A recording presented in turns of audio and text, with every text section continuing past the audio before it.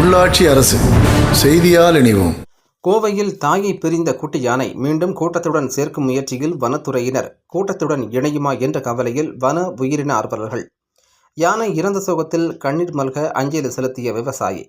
கோவை பன்னிமடையிலிருந்து வரப்பாளையம் செல்லும் சாலையில் உள்ள KRS பேக்கரி அருகே காட்டு யானை கூட்டம் ஒன்று நேற்று இரவு சாலையை மறித்து நின்றது. இதனால் அப்பகுதியில் சென்ற வாகன ஓட்டிகள் அவதியடைந்தனர்.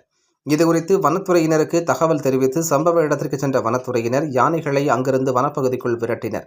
இந்நிலையில் அப்பகுதியில் தனியாக 1 மாதமான குட்டி யானை ஒன்று இருப்பதாக வனத்துறையினருக்கு தகவல் கிடைத்தது. இன்று காலை அங்கு சென்ற வனத்துறை பணியாளர்கள் அந்த குட்டி யானையை பிடித்து யானை கூட்டத்துடன் சேர்ப்பதற்கு நடவடிக்கை எடுத்து வந்தனர். அப்பொழுது பன்னிமடை அருகே பெண் யானை ஒன்று உயிரிழந்ததை பார்த்த குறித்து மாவட்ட வனத்துறை அதிகாரிகளுக்கு தகவல் தெரிவித்தனர். அங்கு சென்ற வனத்துறை அதிகாரிகள் மற்றும் வனத்துறை கால்நடை மருத்துவர் கொண்ட குழுவினர் யானையின் உடலை மீட்டு பிரேத பரிசோதனைக்காக அருகில் உள்ள வனப்பகுதிக்கு கிரேன் உதவியுடன் லாரியில் ஏற்றிக்கொண்டு சென்றனர். இந்நிலையில் அங்கு சுற்றி கொண்டு இருந்த குட்டி யானையை லாரியில் ஏற்றிக்கொண்டு கூட்டத்துடன் இணைக்க தீவிர முயற்சிகளை வனத்துறையினர் மேற்கொண்டு வருகின்றனர். மேலும் கடந்த சில மாதங்களுக்கு முன்பு வடவள்ளி மருதுமலை பகுதியில் உடல்நிலை பாதித்த தாய் யானை அருகே 3 மாதம் கொண்ட குட்டி யானை ஒன்று இருந்தது. தாய்க்கு சிகிச்சை அளித்து வரும்போது அந்த குட்டி யானை தாயை விட்டு பிரிந்து சென்றது.